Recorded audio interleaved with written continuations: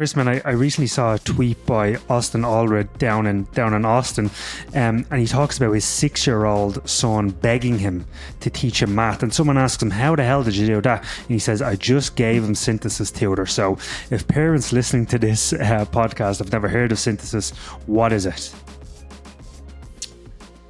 Synthesis is a digital tutor or an AI tutor. It's a little different than anything else that's kind of branded an AI tutor. So it's not just like a thin wrapper on ChatGPT or another AI model. It doesn't just like solve the math problems through you or even like walk you through them step by step.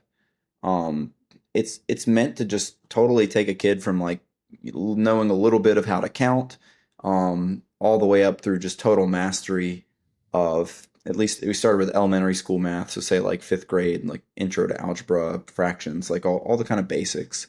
And it's just meant to do that with no human intervention at all. Like you don't need to go to school in a math class. It doesn't support existing math classes. It's like an Aristotle-like tutor where it just takes you where you're at and just gets you to a total level of mastery.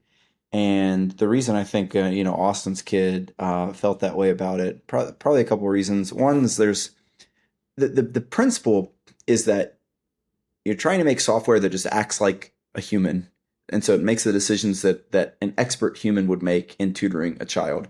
And so one of those decisions that you would make, if you go sit down to tutor your 8-year-old or whatever, and you find they're not that great at like their multiplication facts, like, well, you just have them play some games on multiplication facts. So we integrate a lot of games for like the practice, just because if you think about if you were like a modern version of Aristotle, you would incorporate games in that. The other thing that I think is really attractive to kids is there's kind of like back and forth Socratic dialogues. So if you look at other, kind of education software, it's sort of like there's two categories. There's one that's like, we'll put lectures on the internet, right? And so you'll have like Khan Academy is a pretty good example of this, where, the idea was like, well, if we just have like a video that can just talk at people, then they'll learn. And there's a bunch of research now, like, video is like not the best way to learn, because you need to kind of check, you need to be able to check yourself. And so then the other thing, so that's kind of like you take lecture, which is a bad educational device, and you put that on the internet, which putting a lecture on the internet makes it a little bit better, but it's not ideal. And then the other one is kind of like worksheets on the internet. And those are the systems that will just give you, I think the problem is you just give you a bunch of practice problems, and if you just practice enough and kind of like bang your head against the wall, then eventually that will lead to understanding, which, I think can work for some people, but it's not ideal. It's kind of, again, it's like take something that's kind of bad about, standard education, then put it on the internet. Well, it's still not the best way to learn. The best way to learn is with a human tutor. Because of this, what a human tutor is doing is this kind of back and forth Socratic dialogue, finding what your misconceptions are, and then explaining and then asking you questions to check your understanding. If you answer the question wrong, a human tutor doesn't go, wrong, here's a hint. They will dive in to be like, why did you get that wrong? Let me explain like the missing prerequisite. And that's what our tutor does. And so that's what it feels like interacting with a human. And kids love that. People love it in general when they're learning something new. And so we kind of, we've not included a lot of the kind of game mechanics of a lot of other apps, because what we found is that kids really actually like learning. So if you're teaching them well, then they are feeling like they're learning a skill and becoming more powerful. And that's like the most, addictive thing, actually. When you feel like you're having success and you feel like you're learning, that's like built into people. And the reason is other education software needs like points and badges and all that kind of stuff is because, the kids aren't actually learning. They can feel they're not actually learning. And so you have the badges as a substitute. But we like to say the reward for learning is more learning. And, I think this is one way where we're just a different philosophy than a lot of other companies, that people actually like learning. They want to learn. When they're demotivated, it's because they feel like they're not able to learn. So the solution to that is make the learning happen, and you'll have happy customers. Knowing what you know about AI education and how powerful it is, all the the amazing results it can give kids. Do you think you can send your kids to a normal school in good faith anymore? School is like such a bundle of things. Um, so I homeschooled my kids through elementary, and now my oldest has just started middle school. And he why did he want to go to middle school? For the social life. He hates the homework. He thinks that, a lot of it is just busy work. He realized like a lot of what they're telling him like isn't even true. Um, but there's other kids there, right? And there's recess and there's school field trips and stuff like that. And there's a community. Um, so I think I think it would be crazy to send your kids to school and like just kind of hope that they get a good education that way. I think we have a business because either schools are adopting the product or it's parents who are generally, we have a lot of homeschool students, but I think the vast majority are people who are sending their kids to their regular schools and they're just aware that that's not sufficient in the modern world, that the schools have kind of yeah, it's a combination of things. The schools have decided to focus on other things other than what we consider, education, like basic skills, for quite a long time. And the technology just keeps improving. Um, so I still think there's good reasons to send your kid to a school. Like their schools do other things, but I think for like the if you're trying to acquire knowledge, I think reading books is like probably a really, really much better, more efficient way to do that. And we aim to be even more efficient than books. So it help you just learn more in less time, retain more so that your time is well spent so that you can, uh, you know, do do things that are more aligned with your interests. Since 1984, Benjamin Bloom's Two Sigma study, I guess we've known the best way to educate kids. I guess we maybe we knew that in the 1800s with aristocratic tutoring. What was the key innovations or technical unlocks that have made it possible for Synthesis and others like you? So we got the idea from a DARPA project in I think 2012 is when the paper's written. So you can Google this. There's a paper. It's on the Less Wrong Yep. blog, Less Wrong DARPA Digital Tutor, and it'll bring that up. And so this is in 2012, like before modern AI. And the key insight that they developed, DARPA gave them gave this company like $100 million over series of like funding milestones to create a superhuman digital tutor for the Navy in the field of IT. And no one had been able. The DARPA like didn't know about Bloom's Two Sigma problem, like the Oh, idea interesting. that it had proven so far impossible to create software that was as good as a human tutor, like the Two Sigma, so 50th to 98th percentile kind of results that you would get with a human tutor had not been replicated in software. So DARPA didn't know that, and so they took this like kind of technological moonshot for the Navy, and the company that they gave money to overshot by quite a bit. So they got compared to a classroom group, students trained in IT on their digital tutor were not two standard deviations, but eight standard deviations Yeah. above the typical classroom trained group. And there were four standard deviations above the 10-year veterans who had just done that job for 10 years in the Navy. So just completely overshot. And they did this with all without modern AI.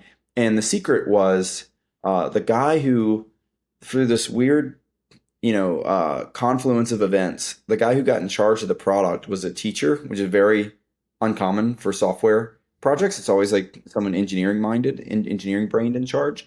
And they got a teacher brain guy in charge. And he just kept telling the engineers, like, no, it can't work like that because that's like not what a human, that's not what I would do if I was sitting in front of a kid. I'm not so algorithmic. Like everything the student says or does like means something to me, and we need to try to mimic that. And the trade-off when leaving aside like how these are like trade secrets and like how we actually do that, but it's incredibly labor intensive. It's incredibly resource intensive to create software that operates like this. The AI is not really given us a lot of progress, except you can now speak to students in a voice that is not robotic and it is engaging, it really, really helps. Actually, like having the tutor speak and get the intonation and the emotions right. And also, the students can speak back, and a tutor can understand Hmm. what they're saying and parse the language. That is extraordinarily helpful. That's what allows us to make this like a consumer product. But the core learning ideas were developed, on this DARPA project like more than 10 years ago. And I think it's just like, it's so difficult to do this way that, it would just never occur to anyone else and hasn't occurred to anybody else. And so we feel like we've kind of got this unique way of looking at it. And, it's uniquely valuable. Your co-founder Josh started a school at SpaceX for Elon Musk's kids and other SpaceX engineers' kids. Talk me through how the SpaceX school actually works, and then what lessons you've borrowed from that and integrated into Synthesis. Yeah, yeah. The big one was, Elon's famous for being the first principles thinker. And so when he started a school, and this is a guy like, he wasn't like Elon at the time, but he was, a billionaire and, lived in LA, had his own rocket company, and could send his kids to any school. And he couldn't find one suitable school in Los Angeles County where he felt like it was going to give his kids a decent education. And so he started the SpaceX school. The core, first principle idea was that the kids should learn how to solve problems. That school, it felt like the goal of school was just like doing more school and it was disconnected from everything. And he wanted his kids to actually be able to solve problems. So this is something I think it would appeal to the rational optimist, right? It's like this core idea should be like, hey, you're a human being and a thinker and a problem solver. You can solve problems and improve civilization. Like you can contribute and you have to learn how to do that because people have figured out a lot of things before you. And so let's build a school that actually prepares kids to solve problems at companies like Tesla, like SpaceX, that are going to make the world better. And so all the kind of curriculum fell out from that. So they did a lot of things at the school that were sort of resource intensive, right? Like they had one-on-one tutors from Caltech Hmm. teach the kids math and science. And so, as you know, like the one-on-one tutoring, the aristocratic tutoring model, extremely effective. Kids, by the time they were 12, they're, doing like graduate level mathematics and, graduate level science. And so Elon kind of was like, okay, you've sort of saturated like those hard skills. Yep, I'm good. Oh, sorry, I cut out for a No, I'm second. good. Yeah. So Elon is like, okay, you've sort of saturated those hard skills. Like, what's next? And so, yeah, my co-founder Josh was like, he would get to watch Elon operate his companies. He'd go to meet with Elon at his house on Sundays and watch Elon do a bunch of calls and meetings from his house and just listen how he solved problems across the organization. And so he came up with this project. Took a couple iterations, but it was a class called Synthesis where the kids he'd make these bespoke games and they were pretty complex and like pretty somewhat like data intensive games. And he put the kids on teams and they had to kind of figure out how to solve this problem, faster and better than the other teams. So it's like turn like problem solving into like this team sport. And the kids loved it. It's super complex because the games themselves are complex. And then of course you're competing against the other teams and you don't really know what they're going to do. So you have to think through what they're going to do. You have to communicate with your own team. It was like this way of building like the core like team problem solving skills that the kids would need if they were going to go on to work at companies like SpaceX or launch their own startups. Like it was just like this missing piece of modern education where it's there's this big focus on like the academic skills, but like the soft skills can be just as important or more important when you're actually solving problems. And kids get like no practice with that. You can say they get like team sports, but when you do team sports, you're not like making decisions, right? Like generally the coach is just like kind of telling you what to do and you have to like execute physically, but you're not like debating with your teammates on, how you should handle this problem. That's like all delegated to the coach. So the kids don't really get any practice doing that. And so that was the first product that we launched was, is just based on that class called Synthesis. And yeah, that synthesis that we call that Synthesis Teams now still runs. It's it's quite popular. My kids still do it. We have kids from all over the world and like 50 different countries taking part in this. And the idea is like just give kids the core skills, give them that practice, so that they can go launch their own startups, build companies, solve problems for humanity. You've since moved on to helping kids master math. Just walk me through how Synthesis Tutor works. Like, I'm a parent. I sign my 6-year-old daughter up today. What can I expect? Why should I do it? And what does it help her achieve that she can't do in school? If she's 6, I mean, I think one thing people probably don't understand, because if you have kids, you have a 6-year-old daughter now, then you're in like your 30s or 40s. School was like wildly different when we were kids, um, and that focus on core skills, understanding like the numbers and like place value system, being able to multiply and add and divide fluently. The focus on arithmetic is like not there anymore, and so our test scores are have gone down pretty dramatically.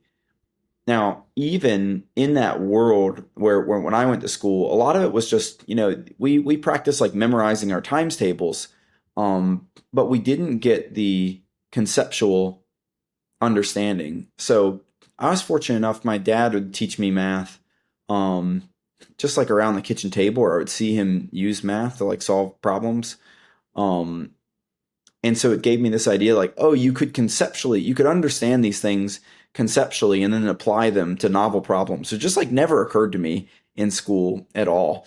And I think the reason is it's very difficult to teach conceptual understanding in a classroom, because the nature of it is you're constantly just probing, did that go in the student's brain? Did they actually understand what I'm saying? I need to ask follow-up questions to figure out if they understood. And it's just incredibly time and resource intensive. And that's the reason that works. And that's why human tutoring works. But doing it at a classroom scale is impossible.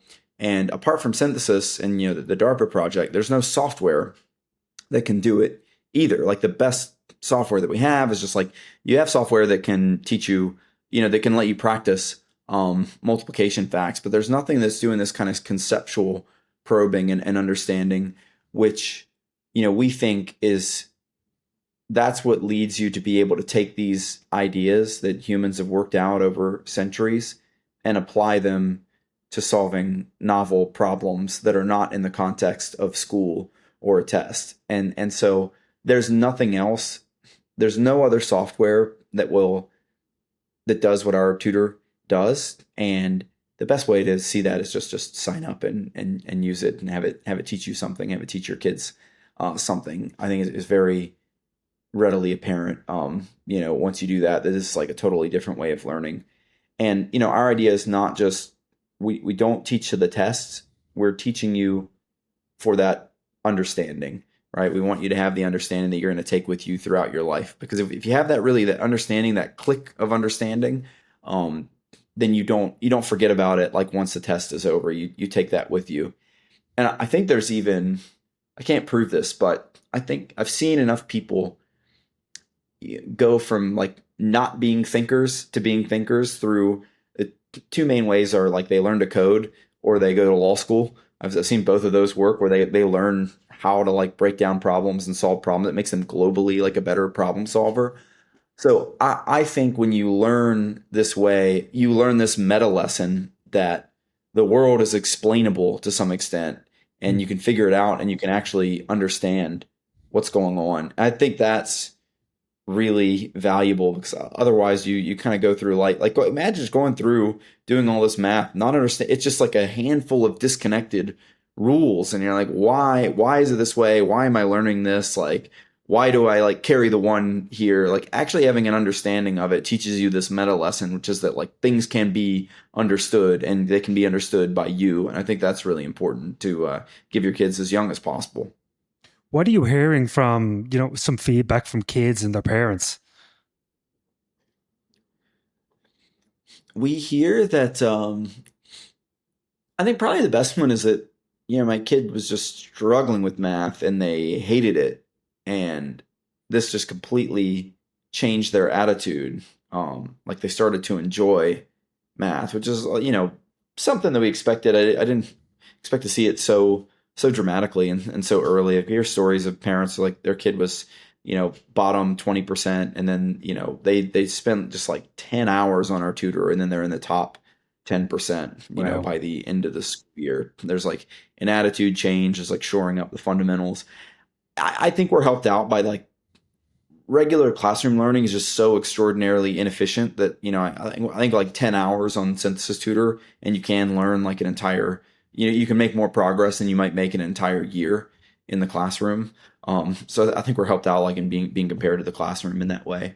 Then well, here on the other side of the spectrum, I'm quite proud. There's a guy who's he's a senior staff engineer on Tesla AI, reporting directly to Elon. He's got a 6-year-old, 7-year-old daughter, and she loves the product and it's helping her like race, far ahead of her grade level and just keeping her like stimulated. And it's not a kid that was like ever going to have problems in math necessarily, but it's helping her like look at it a new way. And that's an important concept to us, is that education shouldn't put limits on kids. If there's a kid who wants to really race ahead and learn more, like, well, let them learn more. And it's a nice thing about technology, is everyone can kind of go at the pace that's right for them, and everybody can get to a level of mastery that is attained by a very few people now. Like everybody can get there regardless of your like intellectual hardware. It might take you more time than somebody else, but that's okay. The important thing is that you can get these ideas and you can learn how to apply them in your own life.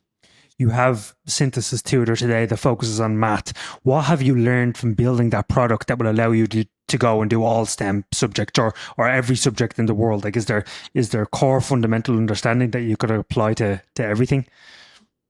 Absolutely, yeah. There's a lot of tooling that we've built to create these lessons faster and more reliably and make them better. There's also just a lot of there's learning about learning that happens. I would say there's a couple fundamentals. One is like, who is holding the pen? And this is something I will tutor my own kids, um, and in order to like do research for the tutor. And what I find is like they will just be totally disengaged unless they're holding the pen. So if Mm. I'm like drawing stuff out for them, it's like they just have no ability to pay attention to that. But when I give them the pen and ask them to draw something, then way more engaging. So it's important we build the tutor in that way, that we're always just asking you to do something and not talking at you, which is the failure mode. That's a really big one. The other one is, what you find is you're always unintentionally throwing too much cognitive complexity at the students.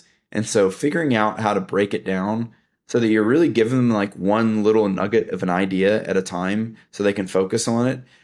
And that's how you get them to the frontier of learning, of their ability, and it makes the learning feel easy.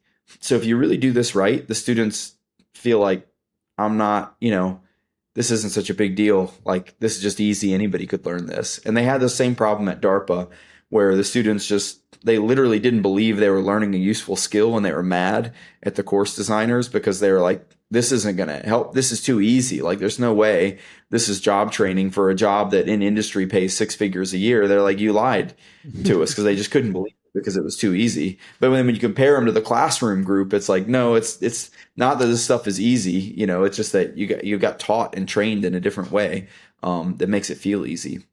And so this is another, I think, like point of departure from, a lot of what I see people talking about in learning is that there's some feeling like it has to be like a grind and it has to be hard. And I just think that's like totally untrue. Like, I just, why, there's no need for pain in the learning process. And I think if you're really doing it well, if you're teaching well, then, it should be more or less painless. Like, it's going to be, kind of, you do have to think, right? Like, you can't do it in a passive way. Like, you can't learn in a passive way, but there's no rule of the universe that says like it's got to be painful and it's got to be a grind. Like, I just completely disagree with that. Based on your interactions, it is kind of, I feel like the AI tutoring, movement and what you guys are doing, it's like a secret. It's like Fight Club almost. It's like a few of us know about this, but the rest of the world doesn't.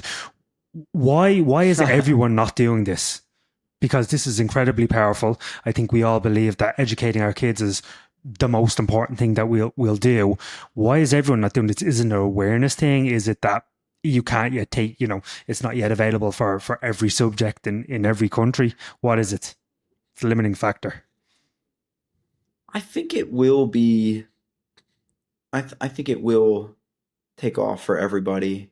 I think there's, um, just these things take a while to build awareness, especially how we're going about it, which I think is the way you have to go about it.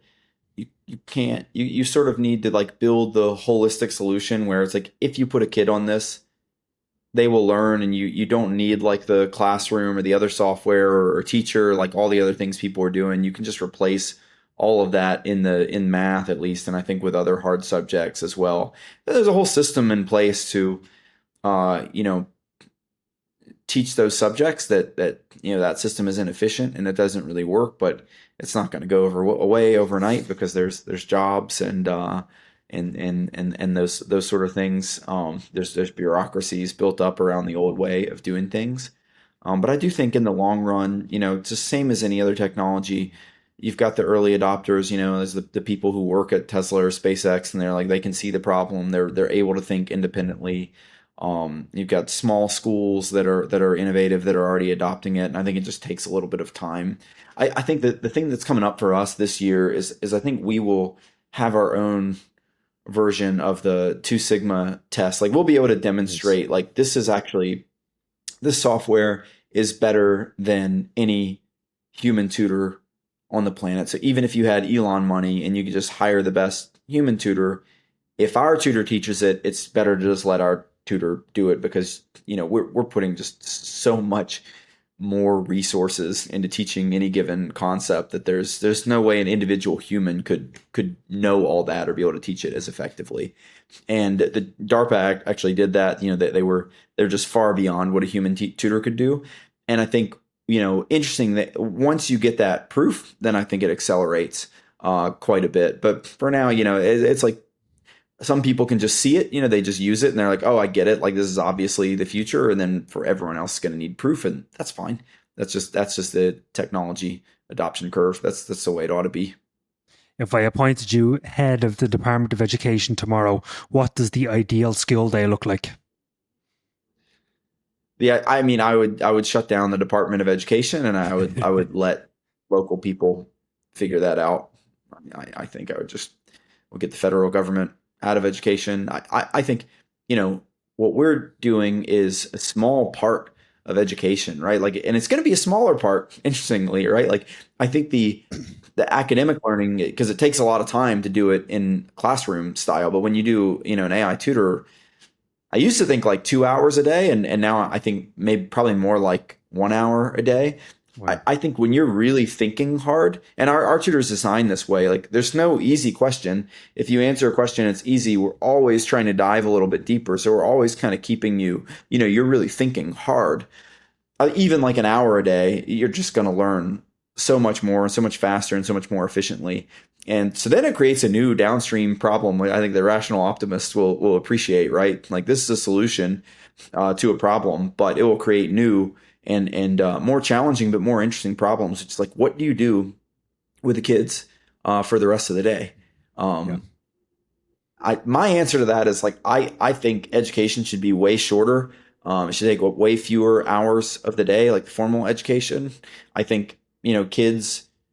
My son, 11 years old, is like I don't know. He's probably like ready to get like an apprenticeship or like go to work in some shape or form. Like he's capable. He's smart. He's I have him help me out with like chores around the house, like yard work and that kind of thing. It's like he can carry stuff now. Like he can use a shovel. Like he's like can actually be useful. And by the default, he will just be trapped in school for another 11 years. Not really building any skills, just kind of like socializing, goofing off, and you know, some of that is probably good for youth, but I think people in general are just like way too removed from society for too long through this tyranny of education. So I would shut down the Department of Education. I would tell local people to figure it out. If I had to make a prediction, I would say we probably hit peak education, about 10 years ago, and Yeah. I think from here there's just going to be a decline of like formal education and the amount of money that parents have to spend on college, the amount of time that is spent on formal education, I would expect to decline for the vast majority of people in the future. Well, you certainly get my vote. Definitely. Which countries or states really get this, are at the forefront of understanding how AI is transforming education? I think El Salvador is a leader. Yeah. We've been working with the government down there and piloting the AI tutor with their students. They have a lot of challenges. Like a lot of their schools are just, the president has tweeted about this, but they're made out of like corrugated tin and have like chickens running around through the classroom. So they have a lot of kind of like upstream problems, but I expect them to do great. Like they're going to solve the problems, and they're going to have, they understand they do not have the capability to put like a great teacher, an expert teacher in every classroom, and so they're going to rely heavily on AI. So I expect them to be a leader. Expect that a lot of the Arab countries have reached out to us as well. UAE, Saudi Arabia. Like I think places like the U.S. are like a little more complacent, but other places in the world. Um, they recognize like AI tutors can help them kind of like leapfrog the education systems in the West, and so I expect kind of places that are sort of more desperate to be able to leapfrog the U.S. Um, in the U.S., I think it's just the typical like anyone who is um, I think it's more of like the smaller states and the more more right wing, right? Because the AI is weirdly a power of the people kind of technology, right? Like it's actually, I've seen people make this argument on Twitter that you can't audit, or like, you can't like trust the AI to talk to your kids, but it's actually much more auditable. Like our product is much more auditable than a teacher, right? Aside from like putting cameras in the classroom and recording what teachers are saying to the kids. Um, our tutor, like any parent, can go through it and act like a student and see what it says and see what it does. And so it's a lot more auditable, and therefore, I think the people are more likely to get what they want. It's also just like it's a lot cheaper. You don't need to build up a big bureaucracy. Like with teachers, these big bureaucracies get built. You have training programs, and they get kind of ideologically captured. Whereas like we're a handful of people, and we can build the AI tutor that can teach millions and millions of kids math, and then people can either adopt that or not. And so it's like I think an incredibly empowering technology. I've seen you say we'd rather nurture agency than crank out cogs. I think agency might be the most important skill over the next 20 or 30 years to teach our kids. How do you do that through synthesis and just more generally as a father? In synthesis, I think in synthesis teams, there's this kind of culture of the kids. It's always funny, the kids show up from traditional education backgrounds, and they're like, they just have this like they want to raise their hand and be like, oh, tell me what to do. And so the big kind of cultural shock is like, no, no, no, like you're gonna figure it out. Like we're not, we're just here like, in case you guys start like really, if conversation devolves into shouting or like name calling or something, then we have adults there to just like kind of keep the peace a little bit, but very light guide rails. Everything is in general, on you to figure out. So I think putting kids in high agency environments, trying to kind of construct those environments, even if they're digital, I think people get a little bit of a taste of that, like, oh, I'm the problem solver. Like it's up to me. Like I'm not always going to be able to just like, I don't need to like wait for an adult to tell me what to do. So I think that's important. I the big one for me is I just think less school. Like I don't have I just think it's like really hard to run a school, to run like a classroom where you have few adults, and when you really like want to make kids get through this curriculum that they kind of like don't want to get through, and you've got to spend 8 hours a day doing that. I think it's very difficult. So my opinion is just less school and get kids mixed in with the real world more. I homeschooled my kids, and I still homeschool two of them, and I think that's a lot of homeschool is just like you're bored and you got to figure out what to do, right? Because we don't have time to like sit there and create a schedule that fills up all day every day. So you've got like a little bit of a schedule to do your core work, and then it's like figure out how do you want to spend your time, what skills do you want to build. So I think school, the worst thing about it, in my opinion, is it kind of kills that muscle. You put students in a low agency environment that's a lot like prison in a lot of schools, at least it was for me. And I think it takes a while to like regain your sense of agency in the world. I think some people survive with it intact, but a lot of people, I think, it just kind of dulls that spark that they have because you're put in an environment where you're kind of helpless for years and years and years. It's got to have some impact on your psyche. I don't think I've ever told this story publicly, but I got paid to go to high school, and I didn't miss a day. I didn't miss a single day going to high school. My question is, what do you think are some right and wrong motivators to basically help kids achieve good grades, all those type of things? How do you think about that? I'm uh I'm not against paying people actually. Like I think that's if you think about it, like if you were like dictator of America, let's say, um it'd be nice to preside over society where everybody has some level of reading ability and reading comprehension and math ability, maybe economics ability, something like that, or just to have the knowledge of kind of how things work. Um, and people get paid. Money is a good motivator. Most people, they're working because they get paid for it. They have some economic need to work, and in the economy, the you get money because you're providing value to somebody else. So I think that can kind of go wrong in like education, where it's like if you are the dictator, it's like am I actually learning something not economically valuable, or is this just make work?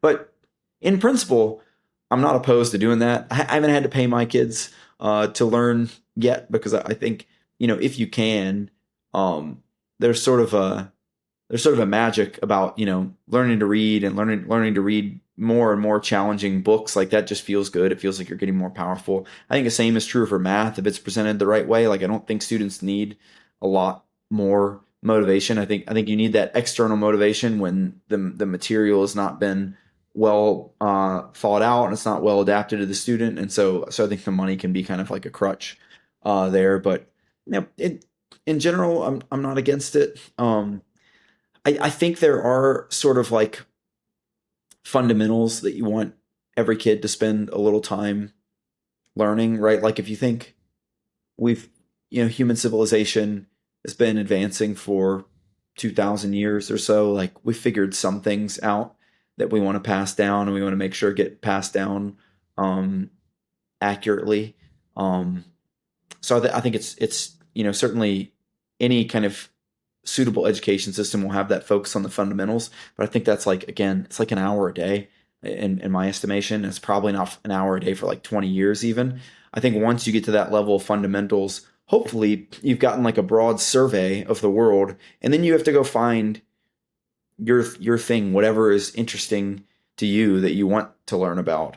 So I'd love to see just like more projects, more students being weird and having interests that are, driven by their own personalities and their own curiosity. Like I think that's as our civilization kind of expands. There's just like more niches, infinite, niches, and more new ones get created every day as technology advances and culture advances. And so that's the world you want to live in, a creative world, right? Not one where you can prescribe what everybody's going to be doing, but one where the fundamental prescription is like go find what you are good at and where you can deliver value, and that's quite a hard thing, right? Young people, that's quite a hard thing to figure out. I think old people, you're like, oh, I just kill. You tell young people like, I'll just kill to be 22 again, right? And it's like I remember being 22 and it's this sort of like anxiety that you have about like, well, I got to figure out what I'm going to do. And the world is so big and you kind of don't understand it. And you don't know where you fit in yet. And that is a very difficult problem for young people to solve.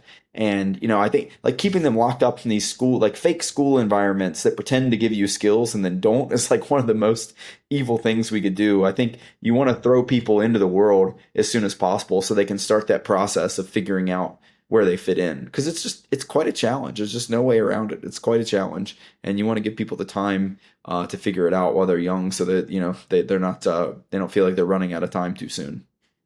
Someone listening to this might think AI tutoring great. I'm going to go into ChatGPT 5 and I'm going to homeskill my kid using that. Why is that a bad strategy? How much can you actually accomplish with a just a basic generic, AI model? Yeah, I don't. I'm not super optimistic about that. I think the reason is these tools are statistical in nature, and so they tend to break down the sort of if you imagine like a dialogue that you're having with a person as being kind of a tree. And so you'll go down a certain path and then branch from that path and continue branching, sometimes come back up the stack to an earlier branch and then branch out again from there. The longer you talk to these things, the longer you're in conversation, the more kind of dependencies that you create, the more kind of context it's created, the harder it is for them to understand what's going on.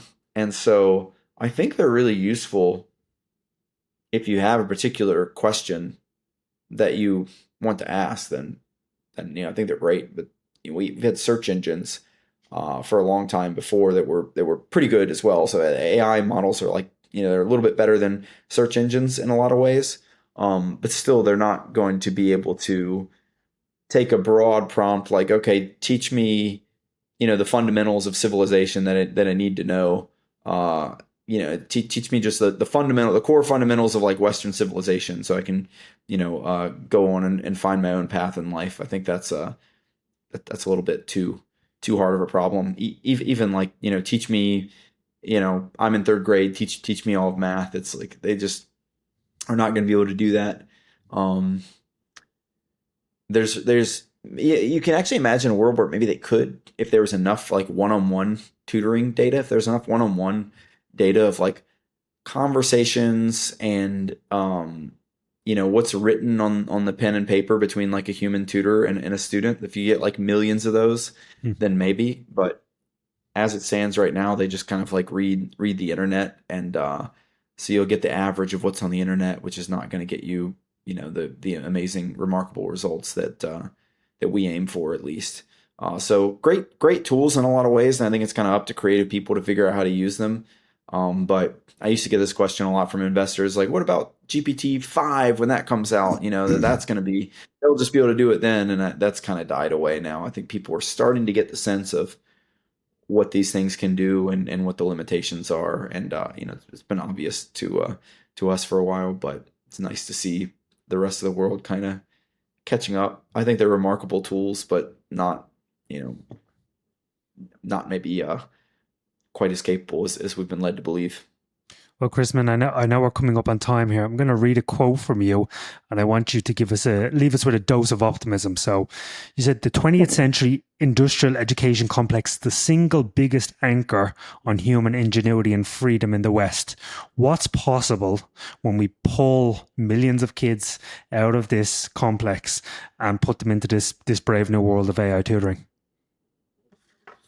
I don't think it's just AI tutoring, but I do think AI tutoring we will have to drop the facade that like schooling is this super important thing, right? Because you're going to have kids doing AI tutoring for an hour a day and just completely blowing away the results of the traditional education system by their own metrics, right? Like the existing system has this, standardized test, and I think you're going to see students go on synthesis and just completely blow away those tests in very little time, and it's going to make people ask the question like, what do we do now? What do we do with the rest of the time?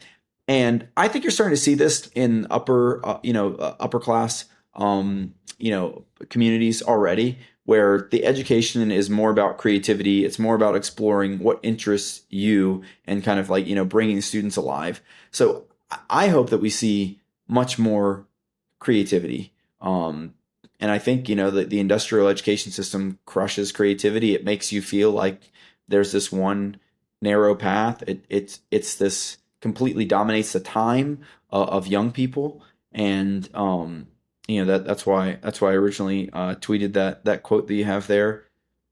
I think the results will be unpredictable flourishing of human creativity, unpredictable. I think in the best possible way. For parents listening to this, how can they find out about what Synthesis is doing? Keep up to date with all the stuff.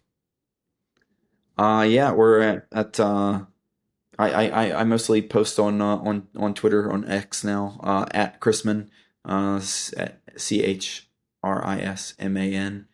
I'll post updates about the company there, and then you can also just try it out for yourself at synthesis.com. Well, Chrisman, thank you so much for your time.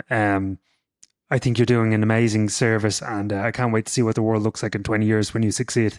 You'll succeed before Thank then, you. but you're going to change the world.